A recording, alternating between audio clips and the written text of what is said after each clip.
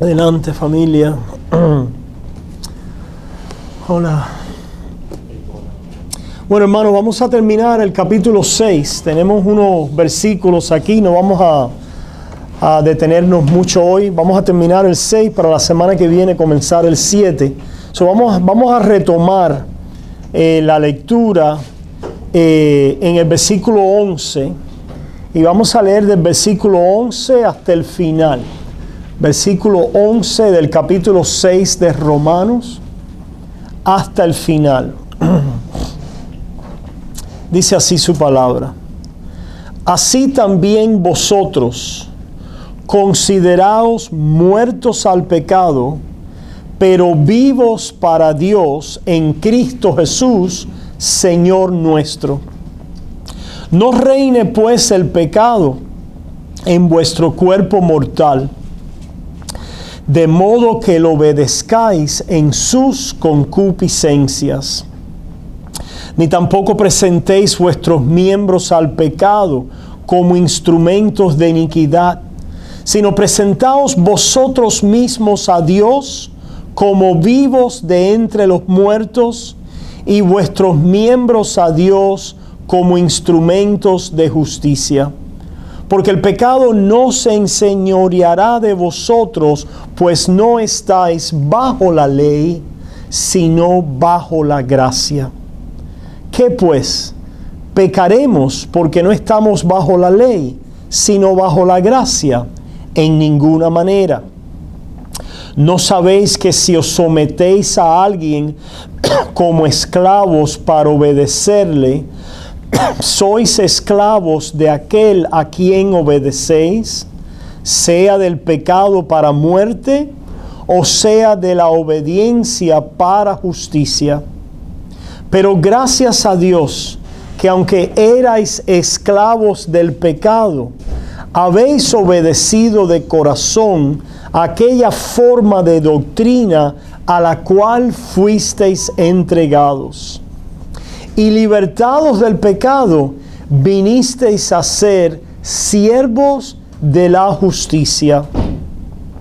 Hablo como humano, por vuestra humana debilidad, que así como para iniquidad presentasteis vuestros miembros para servir a la inmundicia y a la iniquidad, así ahora para santificación presentad vuestros miembros para servir a la justicia.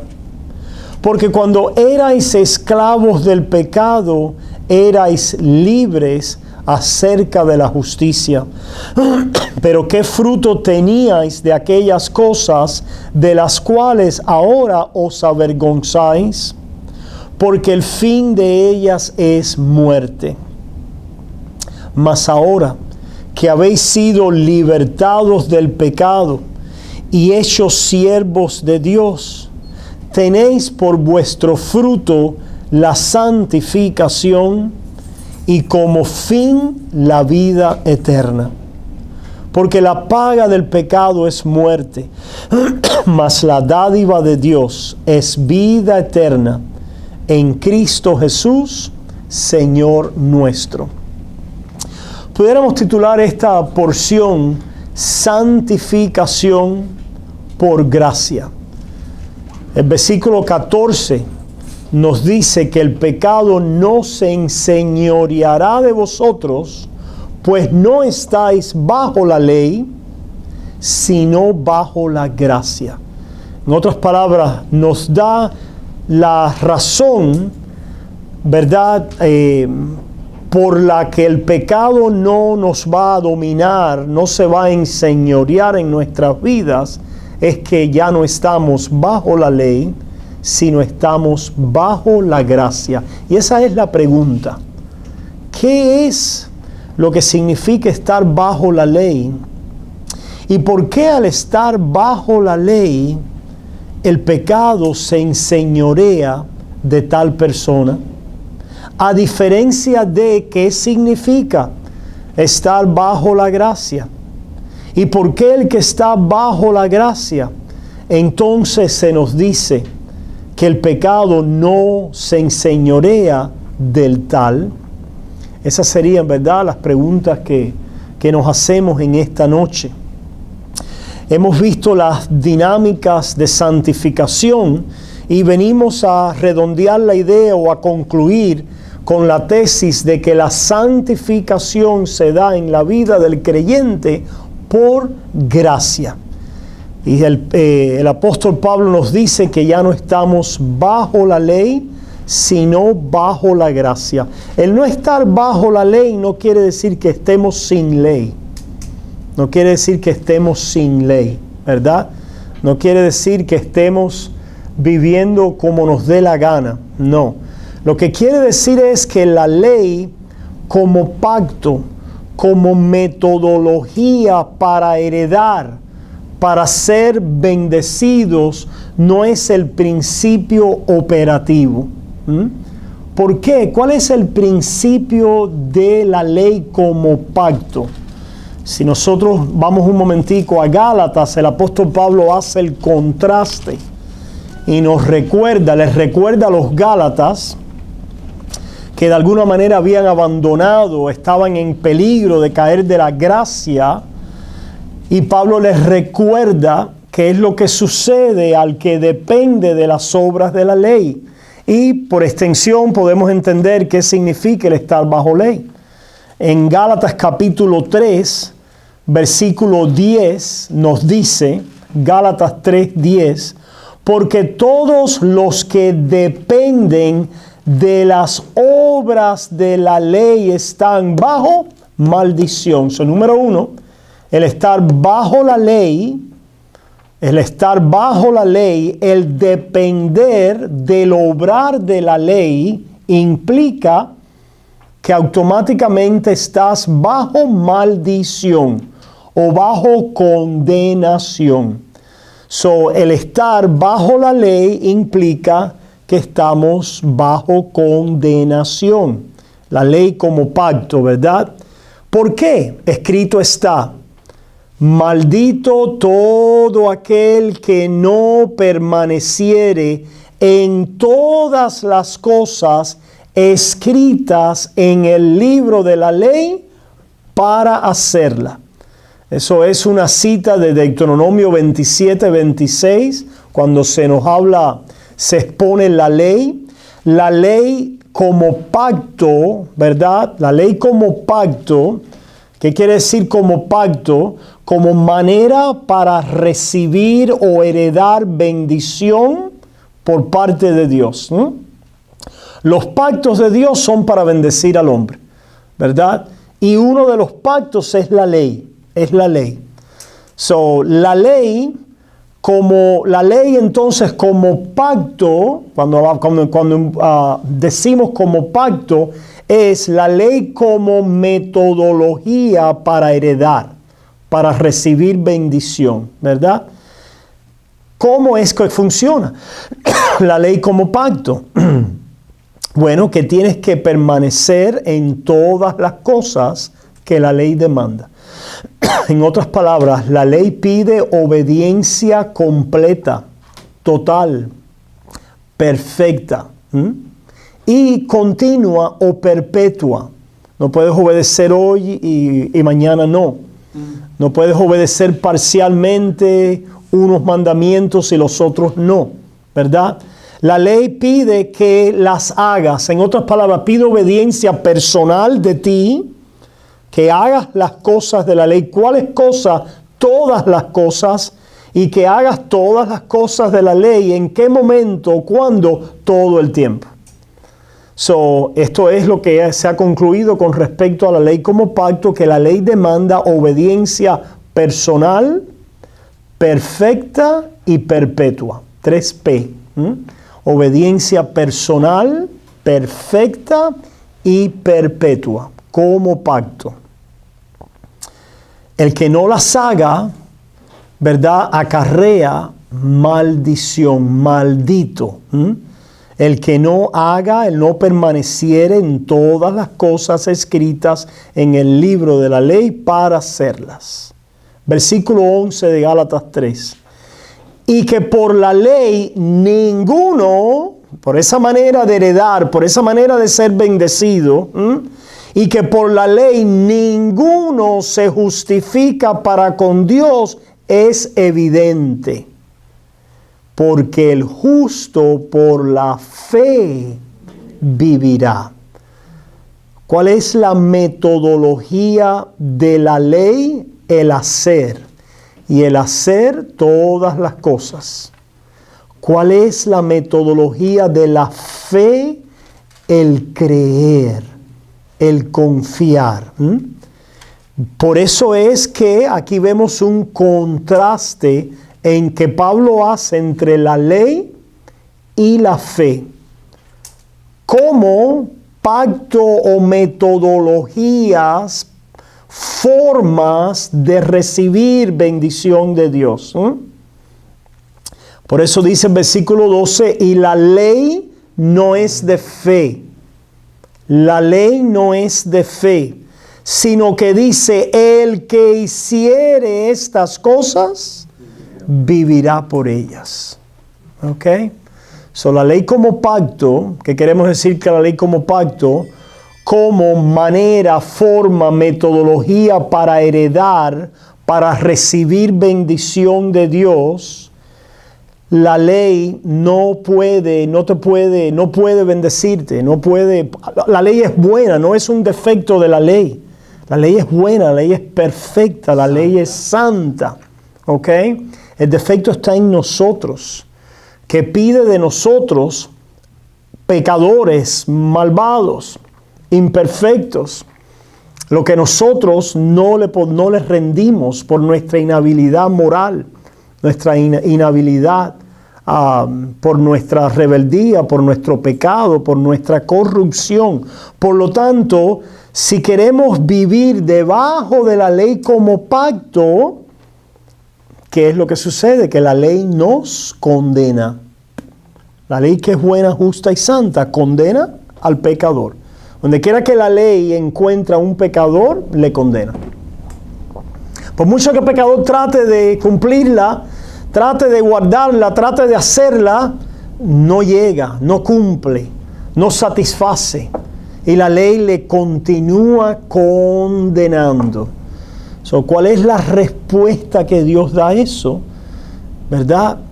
Nos saca de debajo de la ley como pacto y nos pone debajo de la gracia como pacto a través de la fe en Cristo Jesús.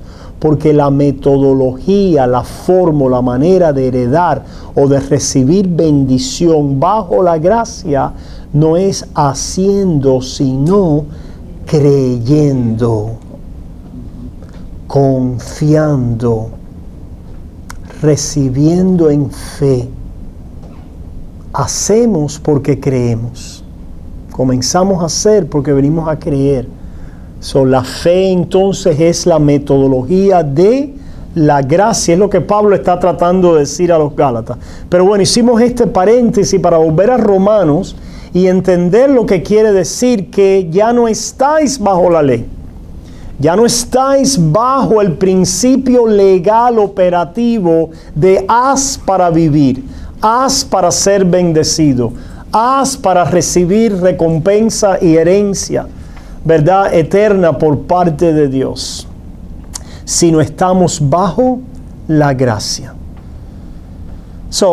Podemos entonces ahora, aplicándolo a la santificación, comenzar a decir, debajo de la ley, el pecador no puede ser santificado, no puede ser limpiado, no puede ser purificado, porque debajo de la ley, el pecado mata, condena al pecador. El pecado mata, condena al pecador. Debajo de la ley. Pero debajo de la gracia ya el pecado no nos mata, no nos condena. Ahí comenzamos, ¿verdad? Ya el pecado no nos condena. ¿Por qué? Porque mató y condenó ¿a quién? A Cristo Jesús, a nuestro favor. Eso es lo que es la gracia, ¿verdad? La gracia de Dios es que Dios nos va a extender su favor, su benevolencia y su amor basado en la persona y la obra de Cristo Jesús a nuestro favor. Nos va a unir a Cristo, a su persona y a su obra. Por lo tanto, dice, consideraos muertos al pecado. En otras palabras, lo que el pecado causa en un pecador, que es la muerte, ya ustedes le pagaron. Ustedes están muertos al pecado. Consideraos muertos al pecado.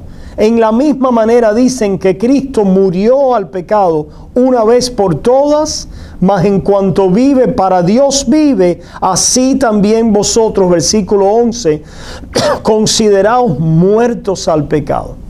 Cristo Jesús pagó la deuda de muerte, de condenación que nosotros como pecadores debíamos. Por lo tanto, ya el pecado que mora en mí no me condena.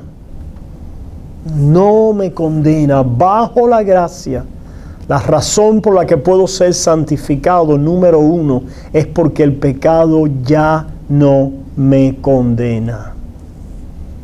Qué gran consolación y alegría es, ¿verdad? Si el pecado me condena, todavía tememos. Hay temor, hay miedo, hay terror. ¿Recuerdan que lo que hablamos la última vez que tocamos este tema? Vimos en Hebreos 2 que el diablo nos tenía cautivo por el temor a la muerte. Eso está ¿se acuerdan? En Hebreos 2. Chequéenlo otra vez ahí para que no se les olvide ese pasaje. Hebreos capítulo 2, versículos 14 y 15.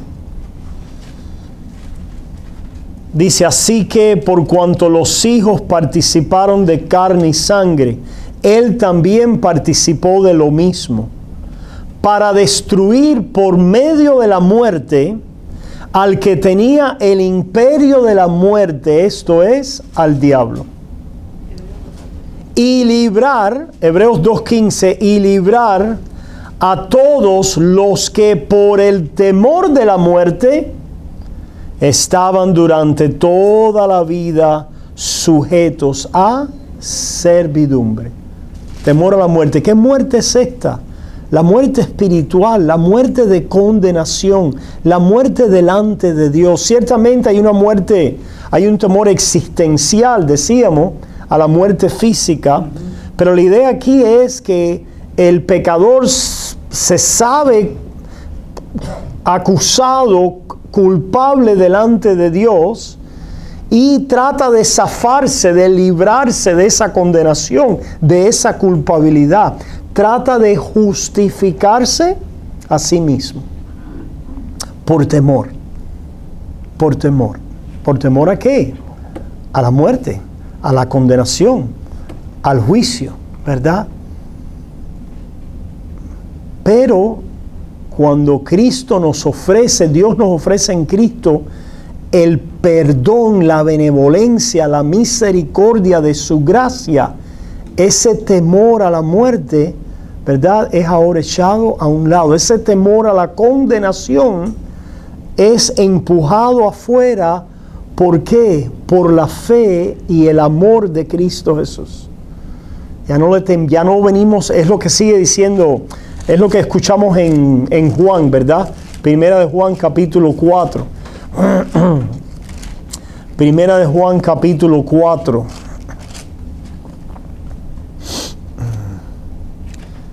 Primera de Juan capítulo 4, versículos 18 y 19. En el amor no hay temor, sino que el perfecto amor echa fuera el temor, porque el temor lleva en sí castigo. Cuando usted obra para librarse del castigo, usted no está obrando en amor. Usted está obrando por temor al castigo, pero no por amor a Dios. ¿Se fijan? Lo que Dios hace en su gracia es que nos libra de la condenación, del temor que acarrea estar bajo esa condenación, bajo esa muerte, bajo esa, ¿verdad?, sentencia, para que ahora podamos amarle libremente, ¿verdad? Para que podamos amarle. Por eso es que dice que Dios ama al dador alegre, para que podamos amarle y dar alegremente. El temor se opone a la alegría, al gozo, a la paz, al amor. En el amor no hay temor, sino que el perfecto amor echa fuera el temor, porque el temor lleva en sí castigo, donde el que teme no ha sido perfeccionado en el amor. Nosotros le amamos a Él porque Él nos amó primero. Versículo 16, un poquito más arriba, dice: y nosotros hemos conocido y creído. Esa es la metodología de la gracia, la fe. Nosotros hemos conocido y creído el amor que Dios tiene para con nosotros. Dios es amor, y el que permanece en amor permanece en Dios y Dios en él. Con eso en mente entendemos un poquito más qué significa estar bajo la gracia, en contraste a estar bajo la ley. Bajo la ley no podemos ser santificados porque estamos condenados, porque vivimos en temor, no en amor. Nada de lo que hacemos se registra delante de Dios como amor a Él, porque es la imperfección de nuestros temores, de nuestras obras, de nuestras injusticias, de nuestras maldades, de nuestras inseguridades. Pero cuando venimos a la gracia de Dios, ese temor es echado afuera, porque somos justificados, porque somos perdonados, porque somos librados de la condenación. Y cada vez que el temor nos asalta, cada vez que el temor viene a amenazarnos, podemos volver a mirar a Cristo, a su perdón, a su justicia, a su justificación, a la gracia de Dios, a que vivimos por gracia. No por lo que estamos haciendo. Cada vez que es lo que tiende a ser nuestra carne, cada vez que queremos vivir por lo que hacemos, justificarnos por lo que hacemos, va a haber dos reacciones o dos consecuencias. Una, que nos pensamos que hemos llegado, nos volvemos fariseos. O otra, nos damos cuenta que no llegamos, nos frustramos, ¿verdad? Y nos desesperamos. La respuesta a ambas es que en la gracia el Señor nos enseña nuestro pecado para que no seamos fariseos, pero nos enseña también que ese pecado es cubierto, es perdonado, que Cristo lo llevó para que no estemos desesperados, para que podamos ser consolados.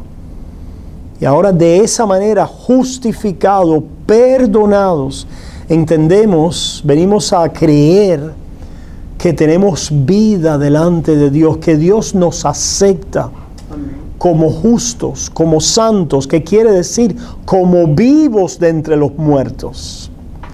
El pecado número uno no nos condena ya, porque hemos muerto a él y estamos vivos, tenemos una nueva identidad de vida. El pecado ya no nos define. Número dos, el pecado no nos define. La identidad que tenemos ahora no es la identidad del pecado, sino la identidad de la nueva vida o la nueva creación en Cristo Jesús. El pecado siempre produce en aquel que no conoce más nada que el pecado una identidad o una identificación con el pecado. Interesantemente, en la Biblia, aquellos que van a ser condenados son condenados en identificación con sus pecados. Nos dice: y los fornicarios, y los adúlteros, y los ladrones, y los estafadores, y los idólatras, ¿verdad? Y los homosexuales. ¿Se fijan? Hay una identificación del pecado con la persona. Pero bajo la gracia, ese nexo, pecado, identificación de mi persona se rompe. Ya yo no soy la suma de mis pecados. Ya yo no soy la identificación de mi pecado. Esto eran algunos de vosotros, dice Pablo a los Corintios. Mas ya habéis sido limpiados, salvados, sellados, justificados por el Espíritu Santo y en Cristo Jesús. La razón por la que podemos ser santificados bajo la gracia es, número uno, porque el pecado ya no nos condena, ya hemos sido justificados, y número dos, porque el pecado ya no nos identifica, sino tenemos una nueva identidad de vida y de nueva creación en Cristo Jesús. Número dos. Número tres, dice entonces que presentaos entonces, no tampoco presentéis vuestros miembros al pecado como instrumentos de iniquidad. Cuando estábamos muertos, condenados bajo la ley e identificados plenamente con nuestros pecados, vivíamos en la práctica o en el empleo de esos pecados. Vivíamos para eso. Para presentar nuestras vidas y nuestros miembros a la práctica o al empleo o en el servicio de esos pecados. ¿Sí o no? Pero ahora dice, presentaos vosotros mismos a Dios como vivos de entre los muertos, y vuestros miembros a Dios como instrumentos de justicia. Ahora vemos, por la gracia de Dios, que ya no estamos bajo condenación y tenemos una nueva identidad, que se nos abre un nuevo empleo, un nuevo camino, una nueva práctica, que es el camino y la práctica de acercarnos a Dios, de presentarnos vivos a Dios, de adorar a Dios, de servirle a Dios, que antes eso no existía en nuestras vidas. Bajo la gracia de Dios constantemente, la misericordia de Dios, mirando a Cristo y mirando al Evangelio, nos está diciendo, no estás bajo condenación, número uno. Número dos, eres una nueva criatura. Número tres, levántate y sírveme. Eres mi siervo. Estás bajo mi empleo. Vives para mí. Me perteneces. Adórame. Sírveme. Búscame. ¿Te fijan? Se abre un nuevo camino, un nuevo empleo, un nuevo servicio que no veíamos antes. El Espíritu Santo nos lleva, ¿verdad?, en ese nuevo camino, en ese nuevo empleo, conforme a la nueva identidad que tenemos. Una nueva identidad, una identidad que ha limpiado nuestra conciencia de obras muertas y malas.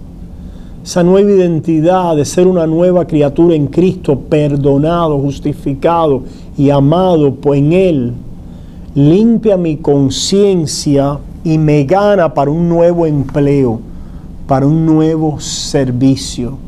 En vez de servir a las tinieblas y a la iniquidad, servir ahora al bien, a la justicia y en pos de la santidad.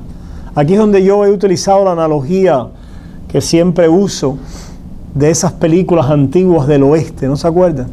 Estaba el pistolero bandolero, que era el mejor pistolero, nadie le podía ganar. Pero de alguna manera el pistolero termina siendo el sheriff del pueblo. Y le ponen al mejor pistolero o bandolero la estrellita de sheriff en el pecho. Y desde ese momento el bandolero cambia. Y empieza entonces a defender al pueblo, a utilizar sus armas a perseguir bandoleros. ¿Por qué? Porque le cambió la identidad. Y lo hace mejor porque te conoce todas las trampas de los... Es el más avanzado, ¿no? Pero fíjense, ¿qué pasó? Ya no le teme a la ley, no tiene que estar huyendo. Ahora puede reintegrarse a la sociedad, ahora puede tener la libertad de tener una vida normal, ahora tiene paz, tranquilidad, ahora tiene una identidad, se le abre un camino de utilidad y servicio. Eso es lo que hace el Espíritu Santo ahora.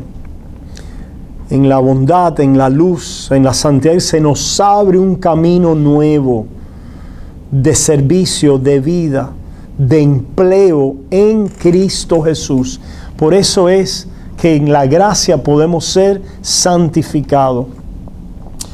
Ya no estamos en el empleo del pecado y lo único que vemos es el empleo del pecado. Por lo tanto, el pecado ya no nos domina, ya no se enseñorea. ¿Por qué no se enseñorea? Porque ahora el pecado no puede impedir que haya una nueva vida de empleo y de servicio en pos de presentarnos a Dios como vivos de entre los muertos y como sus hijos amados. No lo puede impedir. Por mucho que hay pecado en nuestras vidas y se interpone y nos da traspiés y, ¿verdad? Y nos afecta, pero constantemente el Hijo de Dios está regresando, está siendo renovado, está arrepintiéndose, ¿verdad? Hay una vida de frutos, hay una vida de servicio a Dios que nos reclama. Por lo tanto, el pecado ya no domina, ya no se enseñorea, ya no es el Señor. El creyente viene a ver, viene a descubrir que hay un nuevo camino, hay un nuevo empleo, hay una nueva vida que no tenía antes, que no vislumbraba antes, que no sentía antes. Por lo tanto, esa maestría, ese señorío, esa esclavitud del pecado ha sido quebrantada. Porque ahora, como dice el pasaje, hemos sido hechos siervos de la justicia. Y ha sucedido algo, ¿verdad?, con respecto a esto. Dice el versículo 17, pero gracias a Dios que cuando erais esclavos del pecado, que aunque erais esclavos del pecado, habéis obedecido de corazón aquella forma de doctrina a la cual fuisteis entregados. No solo el pecado no nos condena, no nos define, no nos emplea y no nos domina. El pecado ahora no nos deleita de corazón. No nos deleita de corazón. Hemos sido entregados, ¿verdad?, aquella forma de doctrina en el corazón. ¿A qué forma de doctrina? Al Evangelio, a Cristo Jesús. Aunque el pecado siempre trae una gratificación sensorial, sensual en la carne, ¿verdad?, ya no es el deleite profundo del hombre interior en la vida de un creyente. En la vida de un creyente que antes, cuando estábamos muertos en delitos y pecados, lo único que conocía el hombre era la gratificación del pecado, ¿verdad? Los sentimientos, ¿verdad?, placenteros de la gratificación de la carne, que son sentimientos sensuales. ¿Qué quiere decir sensuales? No solamente es de sexo, ¿verdad?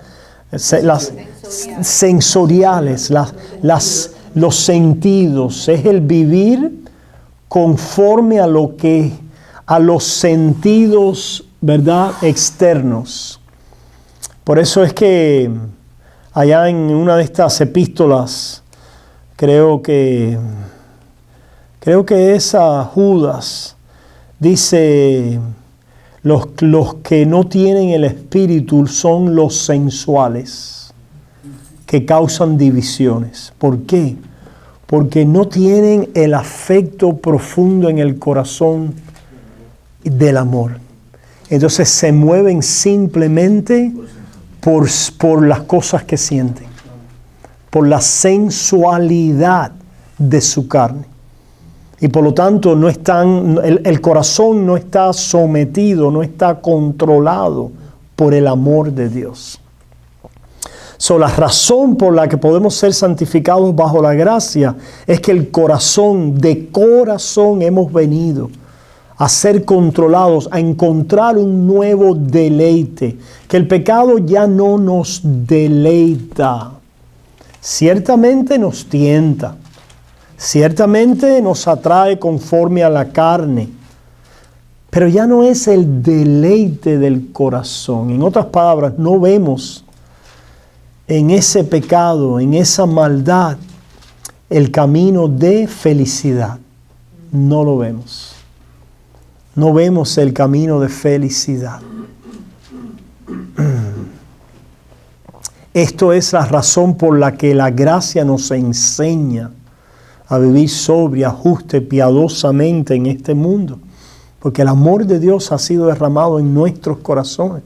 Porque el pecado ya no es nuestro deleite. Nuestro deleite, lo que deseamos y queremos hacer de corazón conforme al hombre interior, es agradar a Dios, servir a Dios, experimentar a Dios, participar en la vida de Dios. Es lo que profundamente, lo vamos a ver en el capítulo 7, conforme a mi mente me deleito. Ahí en el 7 Pablo dice, en el 7:22, dice, porque según el hombre interior, eso es lo que queremos decir por el corazón, ¿verdad? Versículo 22, porque según el hombre interior me deleito en la ley de Dios. ¿Se fijan? La ley de Dios ya no es el pacto que nos condena, sino la ley de Dios es la justicia, el carácter de Cristo, la belleza, la riqueza, ¿verdad? De la santidad, de la justicia de Cristo Jesús, que es mi nueva identidad. Conforme al hombre interior yo me deleito, la veo bella. Veo la fidelidad, veo el adulterio y lo veo malvado, veo la fornicación y lo veo horrible, veo el robo y el matar y lo veo terrible. Veo la fidelidad, veo la limpieza, veo la pureza, veo la honestidad, veo las cosas puras del carácter de Cristo y me deleito en ellas. Es mi deleite. Es el deleite del corazón de la nueva criatura, ¿verdad? Lo que vamos a ver en Romanos 7 es que todavía seguimos viendo nuestro pecado. El Espíritu Santo nos muestra nuestras maldades, muestra nuestros pecados, pero ¿para qué? Para que nosotros podamos confesarlos, para que nosotros podamos renunciar a ellos, para que nosotros podamos, como decíamos, continuar regresando a Cristo en arrepentimiento y fe, para que nosotros continuemos recordando nuestra nueva identidad de gracia en Cristo Jesús. Bajo la gracia podemos ser santificados porque el pecado ya no es nuestro deleite. El pecado no es nuestro deleite. Se ha roto la esclavitud entonces. Se ha roto la esclavitud o la adicción. Me gusta la palabra adicción, es una palabra que conocemos mucho hoy. Aquí es esclavitud. Versículo 16 dice, ¿no sabéis que si os sometéis a alguien como esclavos para obedecerle, sois esclavos de aquel a quien obedecéis? Sea del pecado para muerte o sea de la obediencia para justicia, ¿verdad? Esclavo. Y para entender un poquito esto mejor, nosotros que no vivimos en un ambiente de esclavos, es como, el pecado es como una adicción que te esclaviza, ¿verdad? Mientras más tú la practicas, más se agrava en ti la dependencia de ella, la necesidad de la sustancia o de ese hábito, y más se resquebraja en ti la voluntad, el poder luchar en contra. Estás a merced como un esclavo total de esa adicción. ¿Por qué? Y todo comenzó un día, porque cuando recibiste la sustancia o lo que sea, te provocó, te causó una un sentimiento placentero, ¿verdad? Un sentimiento placentero, un alivio en tu estado de sentir, en tu estado de ánimo, etc.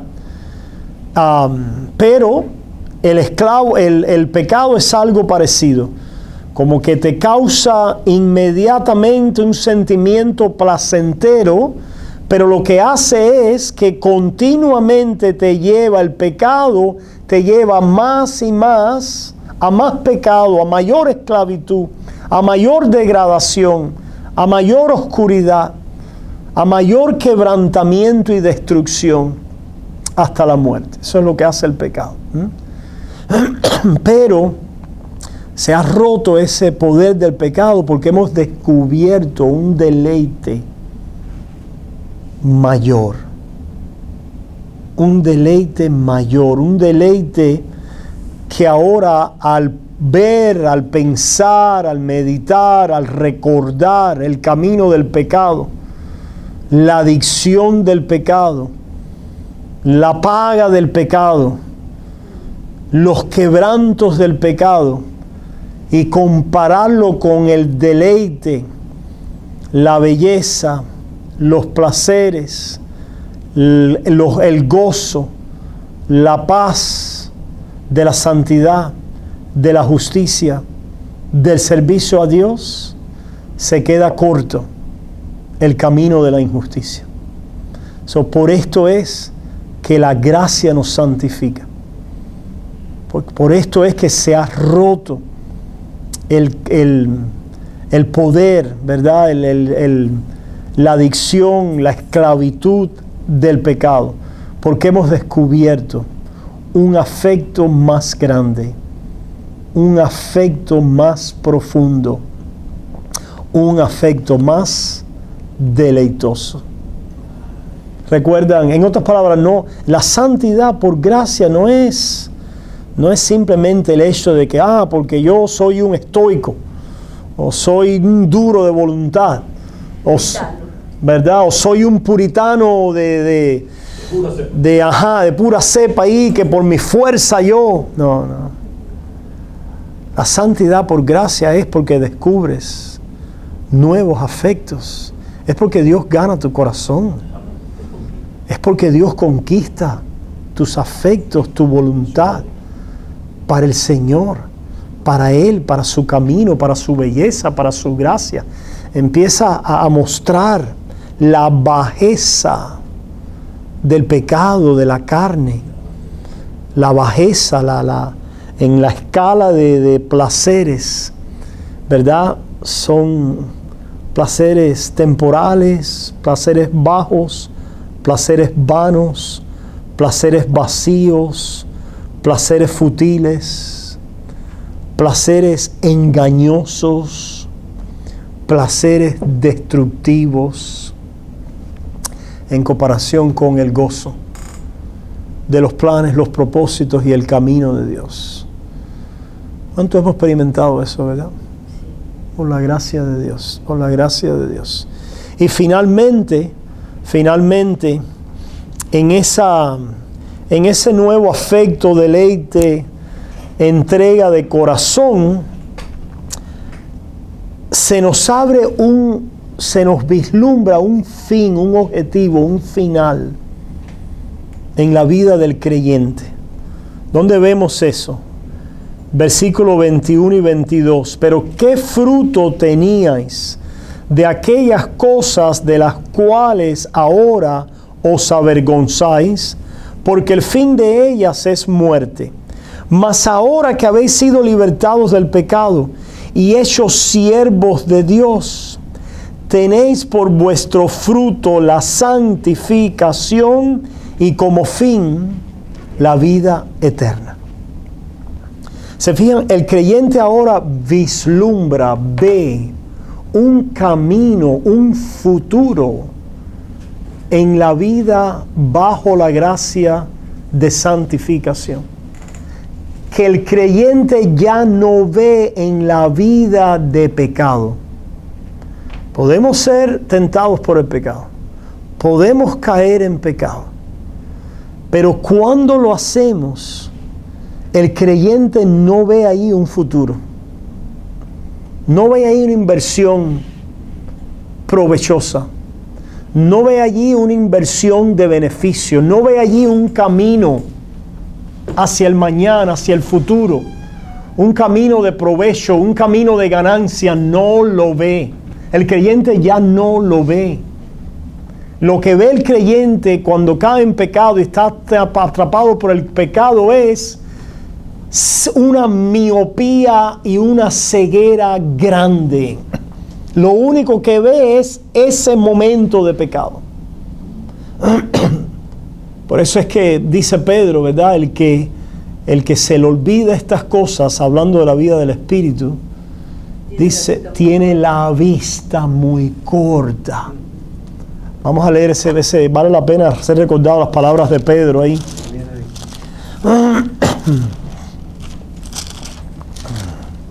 En segunda de Pedro, capítulo 1. Segunda de Pedro, capítulo 1, ahí se cita del 5 al 8 una pequeña lista de fruto del Espíritu. En segunda de Pedro 1, 5 al 8. El 8, vamos a tomarlo en el 8, dice, porque si estas cosas están en vosotros y abundan, el fruto del Espíritu, que es la santificación, no os dejarán estar ociosos, ni sin fruto en cuanto al conocimiento de nuestro Señor Jesucristo. Hemos dicho que el conocimiento del Señor Jesucristo no es simplemente un conocimiento intelectual de datos, sino es una participación en la vida de Cristo. Pero, versículo 9, el que no tiene estas cosas, el que no tiene estas cosas tiene la vista muy corta. Conectándolo con lo que estamos hablando en Romanos, la gracia te santifica porque la gracia te da una vista larga. Te da la vista de la fe, te da la vista del fruto del Espíritu, te da la vista de la libertad sobre fortalezas, te da la vista de la prosperidad espiritual, la madurez, te da la vista de los frutos, de la inversión, de la ganancia del Evangelio y del reino. Te da la vista de la honra, de la gloria, de la inmortalidad, de la herencia eterna. Te da la vista de las glorias por venir. ¿Se fijan? Cuando pecamos, cuando somos arrastrados, cuando caemos, inmediatamente todas esas cosas es como si fueran quitadas y robadas de nuestros ojos, para venir a una vista corta, habiendo olvidado la purificación de nuestros antiguos pecados. En otras palabras, perdemos de vista a Cristo, al Evangelio, al perdón de Dios, y caemos ¿en qué? En condenación, ¿verdad? En acusación de Satanás, en aquella adicción instantánea, atrapado en el momento de simplemente la sensualidad de lo que estamos. Eso es lo único que podemos ver, eso es lo único que atinamos a experimentar, a buscar, a que es como un drogadicto, es decir, es como buscar la droga. ¿Cuántos han experimentado esto, hermanos? ¿Verdad? Y esto. Ahí es donde la conciencia está cauterizada. Bueno, no. Gracias a Dios, el creyente, Dios lo va a sacar de ahí constantemente. El creyente, Dios lo va a estar disciplinando. El creyente, Dios, ahí en esa, Dios te va a hacer ver, te va a levantar, ¿verdad? El que no es creyente va por un derrotero de mal en peor. Ahí entonces se manifiesta la ceguera espiritual, ceguera total, radical, se manifiesta la dureza de corazón, se manifiesta la incredulidad del corazón, porque la ceguera está conectada a incredulidad, a falta de fe. El creyente padece de falta de fe, el creyente puede caer en momentos de incredulidad, de falta de fe, de debilidad, de ceguera, pero el Señor no nos deja ahí.